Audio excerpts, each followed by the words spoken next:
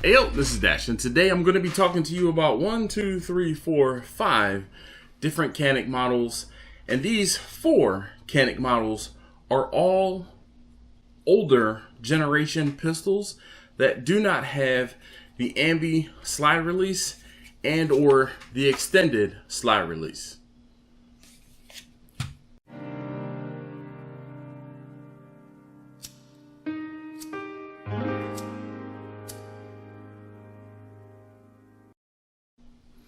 Alright, welcome back to my channel, and welcome back to Canik Talk, if you will. Recently, a YouTube friend, S. Dot,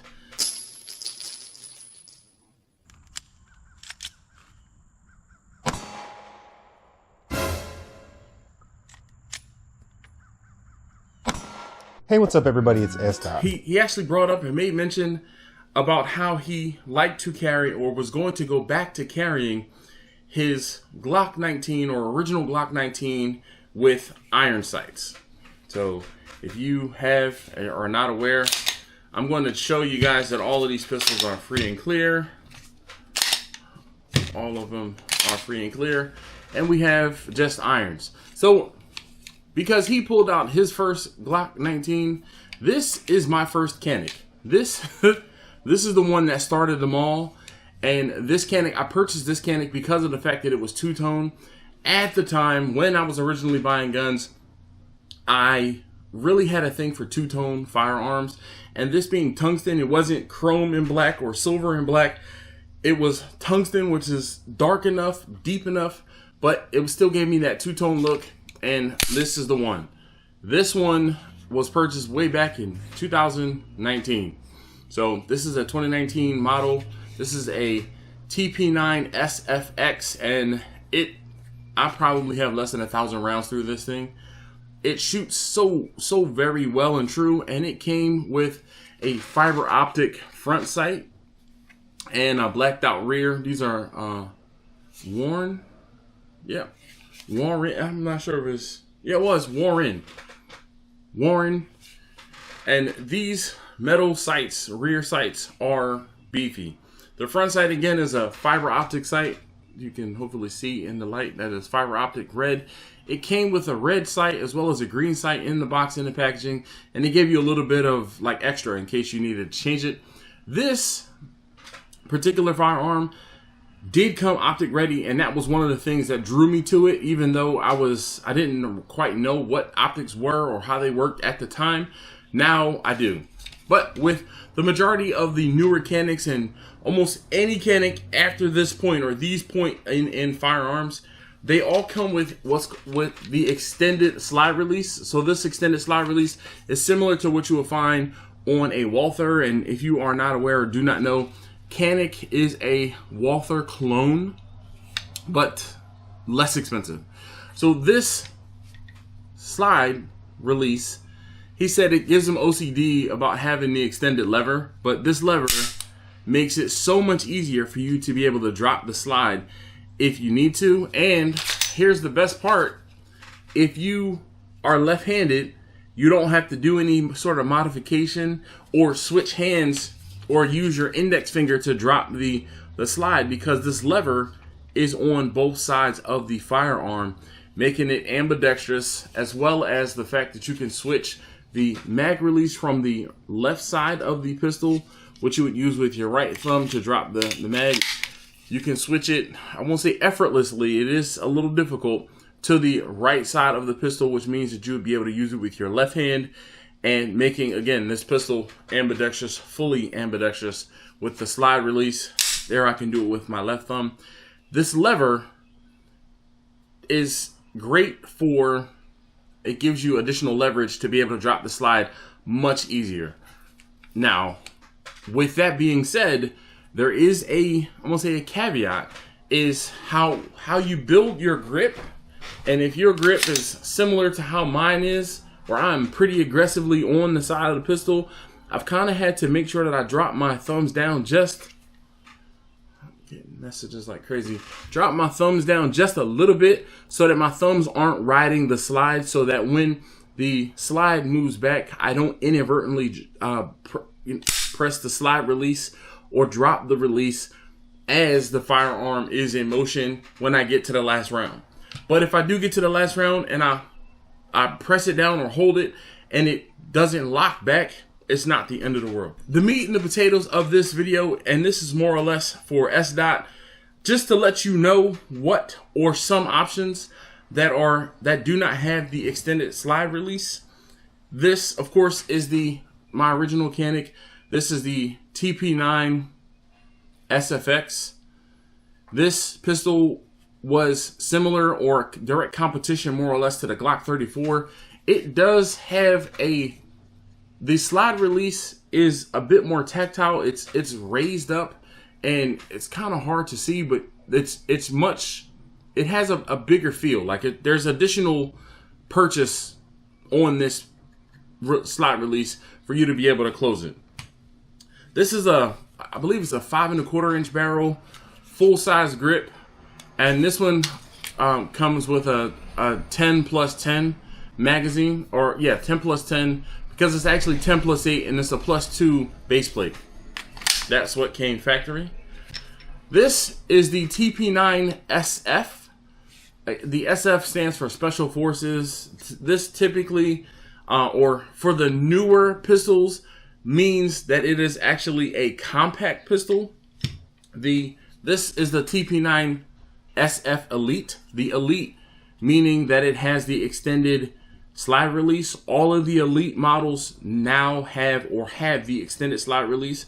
The SF being a compact, the SFT being full size, and the SFX being a full size with a full grip but extended barrel. That being said, the TP9 SF, the original TP9 SF, was a full size pistol and it had the smaller slide release. Can you manipulate it with your thumb? Yes. Is it a little more difficult than the Elite models with the extended slide release? Yes. There's no special bells or whistles with this pistol. This is an older model and it does not come optic ready. The majority of the newer Caniks almost all come optic ready. This one has the same Warren rear sight but a white single dot front. This model is the TP9 DA. I want to make sure I'm saying the correct model. This is the DA. This is another full-size pistol. This comes 10+8 in that full-size grip. It does have a smaller slide release. This one is, I say special, but it's a little different because it has a decocker. So with the Canik pistols, you have that red striker indicator there, meaning that it's cocked and ready to go. But this button on the top will decock it. And of course, decocking it will take it out of battery. And you can then remove the round from the chamber, drop the mag, and clear the empty pistol. The one downside to this DA model is it is not optic ready. There are some optic plates that will mount in the rear sight. It will slide in and take the place of the rear sight, and the optic will be sitting way up on top here. But a lot of times the decocker is going to be in the way and not really accessible because of the way you have to manipulate it. But this is another option if you can find this used, if you absolutely do not want that extended slide release. The last option, and this is a TP9 SA. Again, this is a older model. So this is an SA, but this is a Mod 2. So this is even I'll say newer, older generation. This one also has the smaller slide release and a decocker. This is the only Canik pistol that is a double action, single action as well. So I'm going to show you that here's the decocker.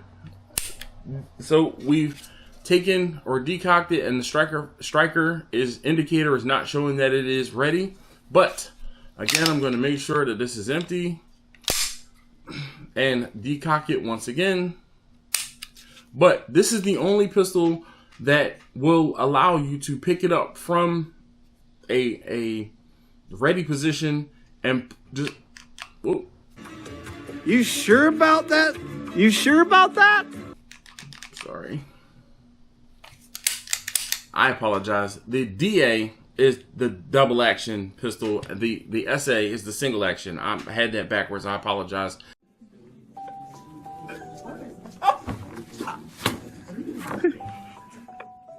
But the double action is the DA for double action is the one that you can pull from it being decocked, and you can pull the trigger and it would fire completely. Once it would go, a round was spent, you would then be in single action mode and can get, you know, can do what you need to do. So I apologize, I had this backwards. But the double action is the only one that works in double action. You can, of course, after you rack it, the trigger will go back and get to the wall like normal, and you'd be able to pull that trigger. But again, after fired, you saw you can pull it from here and have the double action as well. So the SA, again, is another one that has the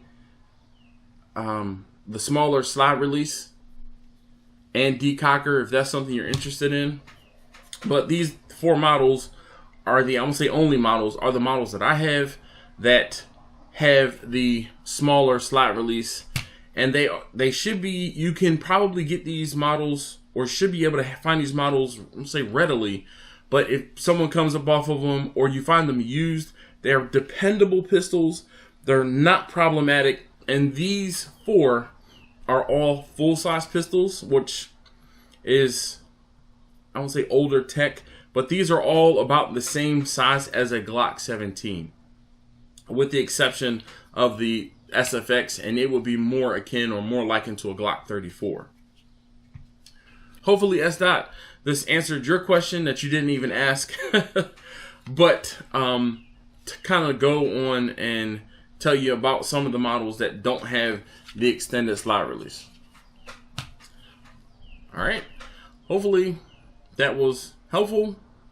And maybe if you can get to an indoor range where you can go and test some of these out, you would appreciate the triggers and mechanics is where it is at. So I'm going to drop this mag and check for clear, and I'm going to pull the trigger, reset it, hit the reset.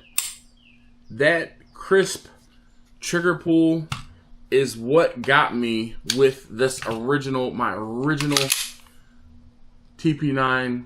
It shoots flat, and that break is ridiculous.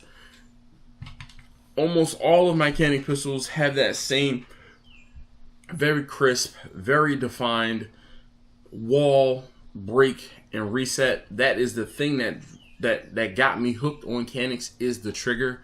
You hear any and everyone talking about the trigger on Caniks for a reason. That crisp reset and break is it. That is the reason. So if you haven't already, go and try a Canik. Dude, S-Dot, this is specifically for you, but for anyone else watching this video, if you're on the fence about trying a Canik, this is your message to go and do it. So thank you for watching. If you haven't already, please do subscribe. If you have any other Canik questions, you want some nitty gritty, some specifics, some weights, some barrel lengths, any of those things, or if you want me to match up 2 different pistols, you let me know, and I can obviously, usually, take care of it as far as that comparison. Going to the range with all of them. Here they all are, lined up on the table. You've seen, or hopefully you've seen, that video where I shot 5 rounds through, I think it was 5 rounds or 10 rounds through every single, almost every single Canik that I own. But if you haven't already, please do subscribe, and I'll see you next time.